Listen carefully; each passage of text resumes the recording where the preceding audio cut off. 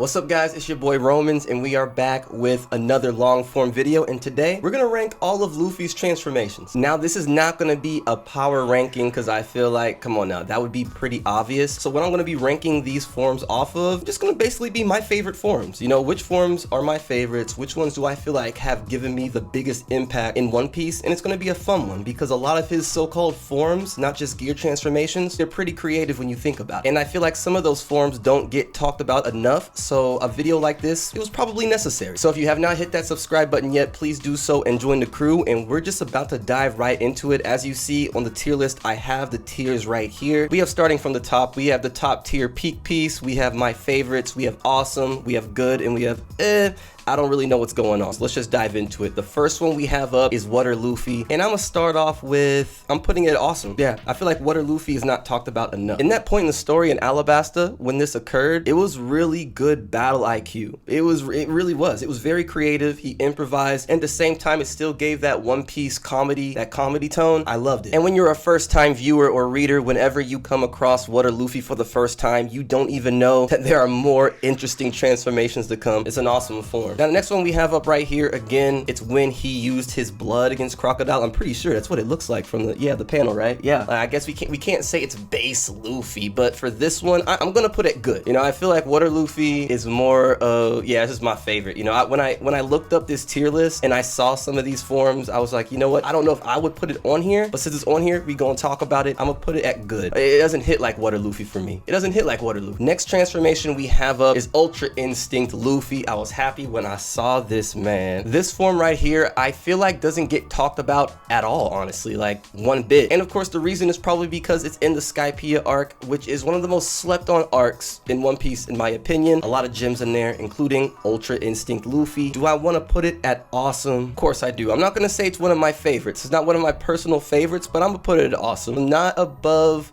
I don't know, man. It was funny. When he started dodging it, I was like, well, what's going on here? It was before Observation Haki was really, you know, in the story, and it's ironic because that's where Enel was showing off his mantra. Things just were not going Enel's way that whole arc. I love it. I'm gonna put it up there at awesome. I have it at awesome for now. The next one we have up, again, isn't one that you would actually call a form, but at the same time, I mean, it's a Luffy form, you know, Golden Bell Luffy. I am gonna put this one at, I know I was just talking about Skypiea, saying how Skypiea is slept on. It is heavily slept on, but not because of any type of transformations. A lot of lore, a lot of gems in the arc. I'm gonna put this one at good. It might end up being an awesome now that I'm thinking about it. I mean, we're just gonna we'll have it there for now. Now remember, I'm not doing this as, oh, this form is stronger than this form. It's just my favorite list pretty much. And you know, your guys' list may not be the same as this one, and that's why I want to see what your favorite Luffy transformations are in the comments below. But the next one we have up, I already know is a fan favorite. I think this might be my first favorite one right here. It's not gonna be peak piece tier, but I think I'm gonna put it up at my favorites. It's Afro Luffy, man. You gotta believe in the Afro. Believe in the fro. As we all know, it's from the Long Ring Long Land arc. Man, actually, did I just say that without a tongue twister? Oh my gosh, that's a first. But it really gave that comedic relief factor that I feel like One Piece does a good job at, and that's very underappreciated. Afro Luffy is the embodiment of that. That's why you always hear people saying that another Davy back fight's gonna happen, and it might happen in a more serious fashion, and that might be the return of Afro Luffy because, you know, as Usopp said, you know, the Afro gives you power. I love it. Next one we have up now is Gear 2 Luffy, and I'm already gonna let you know here, it's either going up at peak piece or my favorites, because look, just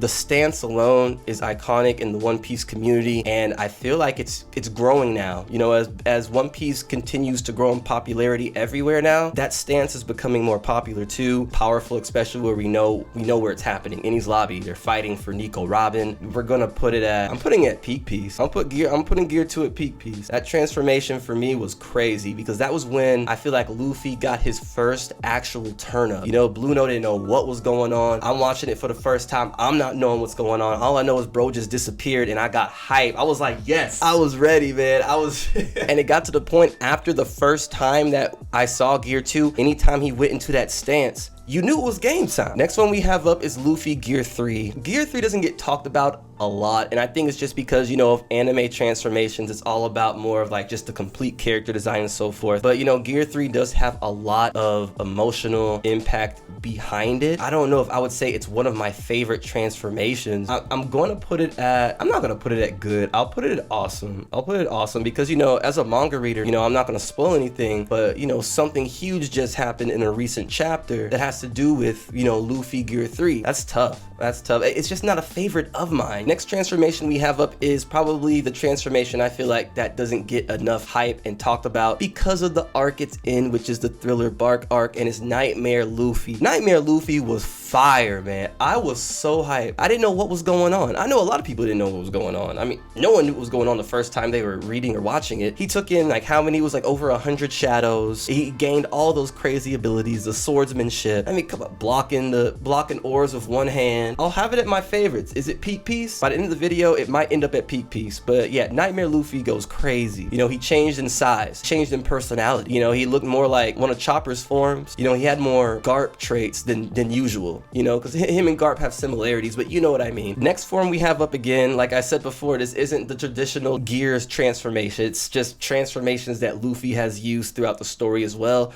just to pay homage to the battle IQ. It's Candle Armor Luffy. Without question, some of the most creative, on the spot thinking. Battle IQ, phenomenal. From both him and Mr. 3. Come on, Impel Down already had me on the edge of my seat when Candle Armor Luffy was born. I was like, are you serious? That's what I'm talking about. Hell yeah, let's go, let's go. They had to keep figuring stuff out. They had to keep figuring something different out all the time. I'm having it awesome. Man, that's tough. Would I have it over Gear 3? It's just like how it happened, why it happened, and you know, what was all happening when it happened. And I know we can say the same thing about Gear 3, about all of them, honestly. But I mean, come on, Impel Down, he was busy trying to save Ace, and in that same time frame, he was breaking everyone else out. That was at the most pivotal point. They were at the doors, you know? I'll give Gear 3 some love. I'll have it right here though. The next form we have up is Gear 4 Luffy Bound Man. I do love Gear 4, but I don't know. It's not peak piece for me. Now the scenes and the fight with Doflamingo and everything, that was peak for me, yes. But the transformation, like, I'm not a big fan of the character design of it. I think that's what I'm basically just trying to say, you know, but it could be worse. I don't know, the first time I saw it though, it just kind of just, I don't know, it didn't irk me out. I was just kind of confused because it was just so big on the top and then everything else was just small, like the feet, and I don't know, if this was a ranking off of hype level, whenever the transformation happened, I would have it at like S tier, because you know, it was peak against Doflamingo. But here I'm gonna have Gear 4 Bound Man at, I'm gonna have that transformation at awesome. It's awesome to me. It's not one of my favorites, but it's awesome. Of course, when he transforms into it, like against Kaido, I'm getting hyped because I mean, that's one of his peak forms at that time. But yeah, it's just awesome for me. Next up we have is Gear 4 Tank Man, and look, I love the form for what it is. But again, this ranking right here is just off of my favorite transformations and, you know, the impact it gave on for me to One Piece. I mean, it came clutch against Cracker, but it's not one of my favorites. I'm gonna just put it in the category. I'm just like, yeah, Gear 4 Tank Man. Yeah, there it is. Are we gonna see it again? Who knows? It might be one of your favorites, and it can be. In all honesty, that's great. Just not on this one. It's not on this one. Now, next up we have is Gear 4 Snake Man, and my feelings for Gear 4 Snake Man is the complete opposite of Tank Man. That's my favorite Gear 4 transformation right here. I'm gonna say peak piece. Whenever I first saw Gear 4 Snake Man, oh, I got hyped, man. The character design, just the way that it operates, the way that Luffy operates in Gear 4 Snake Man is just, to me, it's like a different vibe. Like, you can't tell me I'm wrong with this. Even in Wano, before Gear 5 even happened, the last time we saw him get into Gear 4 Snake Man, oh, you were hyped. I know you were. You know that was cold. Every time Snake Man pulls up on the screen, no matter what's going on, oh, it's a great vibe. It's a great time. It's a great time. So me personally, yeah, that's one of my favorite Luffy transformations. I'm having it right up there at peak piece for me. And last but not least, we have Gear 5. Luffy's most recent transformation. I've said this before and I'll say it again. When it came to just Gear 5, it was a breath of fresh air, and not just